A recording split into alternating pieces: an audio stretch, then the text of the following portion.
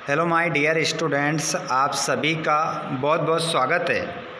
आपका जो संस्कृत विषय का पेपर है, बहुत सारे बच्चों के मुझे कॉल आए हैं और कमेंट आ रहे हैं कि सर मात्र मैं 2 नंबर से संस्कृत में फेल हो गया हूँ। किसी के कमेंट आए हैं कि 3 नंबर से, कोई 4 नंबर से, कोई 5 नंबर से और तो और बहुत सारे बच्चे ये भी कह रहे हैं कि संस्कृत में सर कुछ आईएमपी क्वेश्चन बता दीजिए, हम पास हो जाएंगे।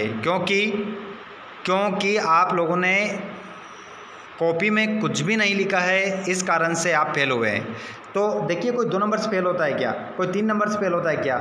ये बहुत कम, अगर आप फेल हुए हैं तो बहुत कम स्कोर से फेल हुए हैं। मतलब आपको फेल इसमें होना ही नहीं चाहिए था। आपने जो सबसे बड़ी गलती की है वो ये की है कि आपने अपनी कॉपी में कुछ भी नहीं लिखा है। तो अब आप चिंता छोड़ दीजिए। अब संस्कृत में पास करवाने की जिम्मेदारी मेरी है। अगर आपको पास होना है तो वीडियो को लास्ट तक देखिएगा। पूरा का पूरा क्वेश्चन पेपर किस प्रकार से आपका बनेगा, 75 नंबर का, किस प्रकार आप 75 में से 75 नंबर लेकर आ सकते हैं, मैं आप लोगों को बताऊंगा। ज़्यादा नहीं, अगर आपकी क्षमता नहीं है कि आप नहीं ले सकते इतने मार्क्स, तो आपको मैं पास करवा दूंगा। बस वीडियो को लास्ट तक देखिएगा। क्या क्या हमें याद करना है, क्या क्या हमें लिखना है, सब कुछ हम बात करने वाले हैं इस वीडियो में। आइए फ्रेंड्स, तो बिना देर के हम स्टार्ट करते हैं।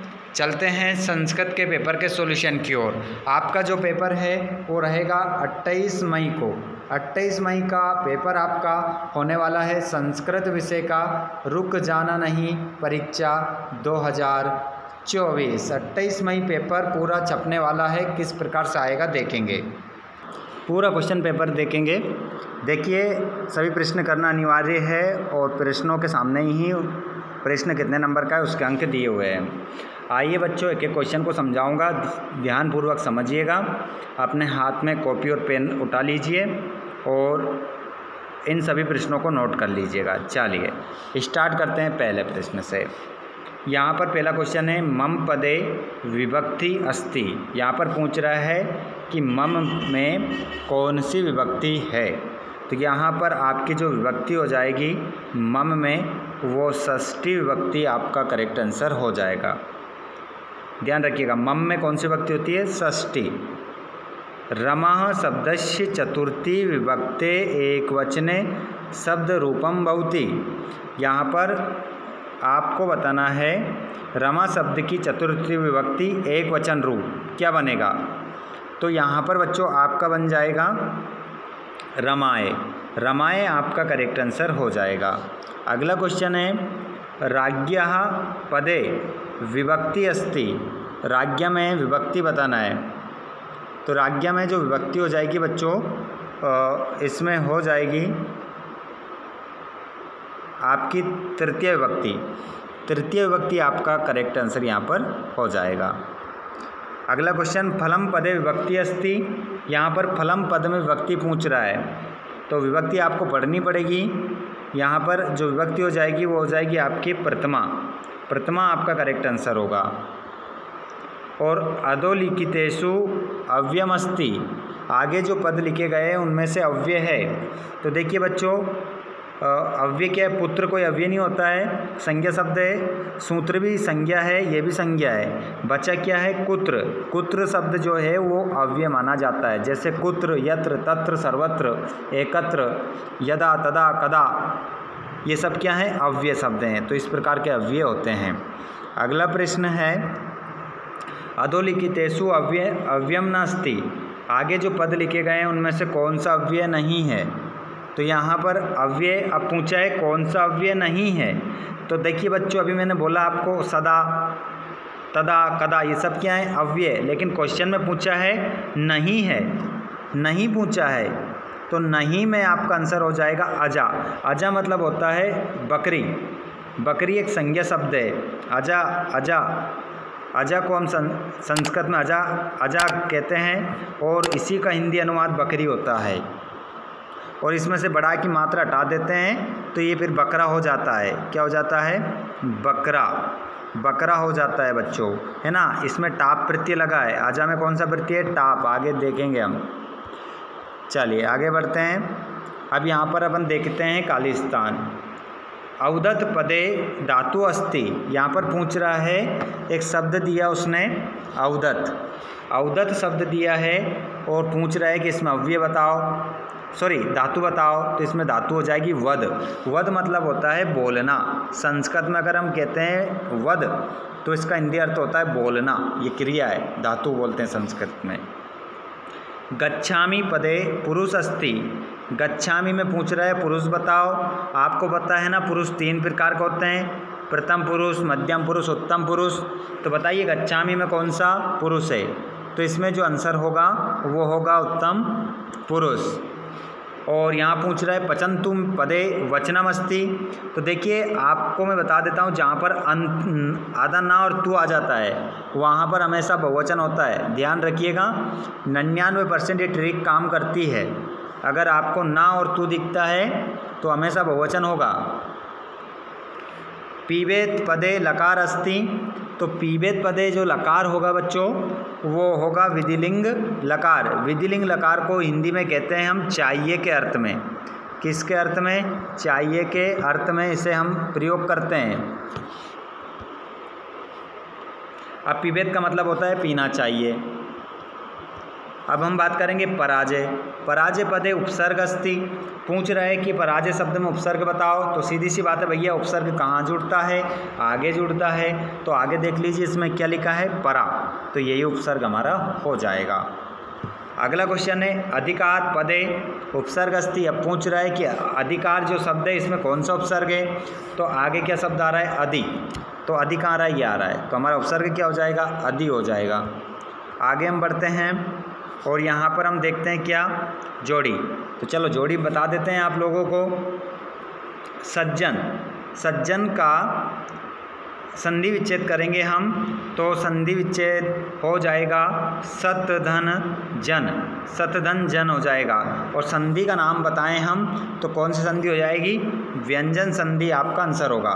कौन सी संधि? व्यंजन। और साधन अपी, यहाँ पर संधि हो जाएगा विसर्ग। विसर्ग लग रहा है प्लस के पहले, देख सकते हैं आप, तो यहाँ विसर्ग संधि हो जाएगा। और इसको मिलाकर लिखेंगे तो बन जाएगा सौ सौपी, ये इसका बन जाएगा। ठीक है। अगला क्वेश्चन है गुण संधि का उदाहरण बताना है। तो यहाँ पर गुण संधि का उदाहरण परोपकार हो जाएगा। घनश्याम में आपका कर्मधारय समास है, पीताम्बर में आपका बहुरी समास है, तत्पुरुष समास का उदाहरण हो जाएगा कार्यकुशलः। कार्य कुशल का समास विग्रह करेंगे तो क्या हो जाएगा? कार्य कुशलः, कार्य कुशला, ये समास विग्रह हो जाएगा इसका, माफ कीजिएगा, समास विग्रह हो जाएगा। ठीक है, आगे बढ़ जाते हैं। प्रश्न नंबर 4, एक वाक्य एक पद में उत्तर देना है। देखिए लिखा है एक पदेन या एक वाक्य में उत्तर दीजिए। चलिए तो दे देते हैं। अभी हमारे भाई हमारी बहनें जो एग्ज़ाम देने वाले हैं, आप सभी से रिक्वेस्ट है कि इस वीडियो को एक बार शेयर ज़रूर कर दें। और आपको पास करवाने की जो हमारी मेहनत है अगर अच्छी लग रही है तो वीडियो को लाइक कर दीजिएगा। मेरे सभी जो भाई बहन हैं जो भी परीक्षा देने वाले हैं, मैं चाहूँगा कि आप सभी अच्छे अंकों से पास हो जाएं इस बार। तो आप शेयर कर दीजिएगा अपने सभी भाई बहनों को जो पेपर देने वाले हैं। अपने व्हाट्सएप ग्रुप स्टेटस पर लगा दीजिए इस वीडियो की लिंक को, और चैनल को सब्सक्राइब करिए। तो आपको और भी अगर ऐसे कोई पेपर होंगे ना जिसमें आपको पूरक आई है, सप्ली आई है, या आप उपजना नहीं के पेपर देने वाले हैं, तो आपको काफ़ी मदद मिलने वाली है। स्टूडेंट्स शेयर कर दीजिएगा। वीडियो का नाम बता दीजिएगा कौन सा वीडियो आपका कौन सा सब्जेक्ट का हम बनाएं जिससे आप सफलता प्राप्त कर सको। चलिए अब देख लेते हैं अगले प्रश्नों को। लप्य प्रत्यय का एक उदाहरण बताना है। तो बच्चों यहाँ पर लप्य प्रत्यय का एक उदाहरण बता देता हूँ मैं। आदाय हो जाएगा, क्या हो जाएगा? आदाय, ऐसे लिख देना, आदाय, आदाय ऐसे लिख देना। ठीक है। अगला क्वेश्चन है धनवान पदे का प्रत्यय अस्ति। यहाँ पर ये विसर्ग नहीं आएगा, अलंत आएगा। ठीक है। तो धनवान में प्रत्यय आपको बताना है। तो यहाँ पर आपका जो प्रत्यय हो जाएगा वो हो जाएगा मतुप, मतुप राइट आंसर होगा। चलिए आगे बढ़ते हैं। वद धन तुमुन इत्यस्य पदम किम भविष्यति। यहाँ पर कह रहा है कि वद और तुमुन मिलाओ क्या बनेगा? तो बन जाएगा वदितुम। क्या बनेगा? वदितुम आपका आंसर होगा सही। अगला क्वेश्चन, प्राणेभ्यो अपि का रक्षणीय। प्राण निकलने तक हमें किसकी रक्षा करना चाहिए? तो हमें सदाचार, ठीक है, किसकी रक्षा करना चाहिए? सदाचार, अच्छे हमारे आचरण की, हमारा जो व्यवहार है, हमारा जो चरित्र है, उसकी हमें रक्षा करना चाहिए। कस्य शोभा एकेन राजहंसेन भवति। किस की शोभा एक राजहंस से होती है? किसकी शोभा? तो हम बात करेंगे यहाँ पर सरसा। सरसा मतलब तालाब की शोभा, सुंदरता बढ़ती है किससे? एक राजहंस से। एक हंस से तालाब की सुंदरता बढ़ जाती है। अगला है, बुद्धिमती कुत्र व्याघ्रम ददर्श। बुद्धिमती ने बाघ को कहाँ देखा? तो बुद्धिमती ने बाघ को कहाँ देखा? तो इसका आंसर हो जाएगा गहन कानने। गहन कानने आपका आंसर हो जाएगा, ठीक है, घने जंगल में। चलिए अब अपन बात करेंगे यहाँ पर आमना की। चलिए तो आमना देख लेते हैं। अशुद्ध वाक्य जो है वहाँ पर क्या लिखना है? जहाँ शुद्ध वाक्य है वहाँ आम लिखना है, जहाँ अशुद्ध वाक्य है वहाँ ना लिखना है। तो चलो देख लेते हैं। पत्नी शब्दस्य पर्याय भार्या भवति। बिल्कुल पहले वाले में क्या आएगा? आम लिखना है। आपको कभी भी सत्य, संस्कृत में सत्यापत्य, सत्य और असत्य नहीं लिखना है। सत्यापत्य इसमें अगर आपने लिख दिया तो नंबर नहीं मिलेगा। तो यहाँ पर क्या लिखेंगे? पहले वाले में आम, इसका मतलब होता है हाँ। अधुना पदस्य पर्याय अत्र भवति। अधुना का पर्यायवाची अत्र होगा तो इसका भी आम हो जाएगा, दोनों में आम आ जाएंगे। चलो तीसरा, सूर्योदय पदस्य विलोम दिवसा अस्ति। ना, इसमें ना लिखेंगे। शिव पदस्य विलोम अशिव अस्ति। आम, इसमें वाम आ जाएगा। अगला, दुर्लभम वृषभम इत्यत्र दुर्लभम विशेषण पदम अस्ति। बिल्कुल इसमें वाम होगा। अगला क्वेश्चन, क्रुद्ध कृषकः इत्यत्र क्रुद्ध विशेष्य पदम अस्ति। यहाँ पर आपका ना हो जाएगा, ठीक है, ध्यान रखिएगा। अब बाकी मैं आप लोगों को यहाँ पर 2 नंबर, 2 नंबर, 3 नंबर, 2 नंबर और 4 नंबर के सभी क्वेश्चन बताने वाला हूँ। आपको अपने हाथ में एक परीक्षा अध्ययन ले लीजिए। अगर पास होना है तो परीक्षा अध्ययन ले लीजिए।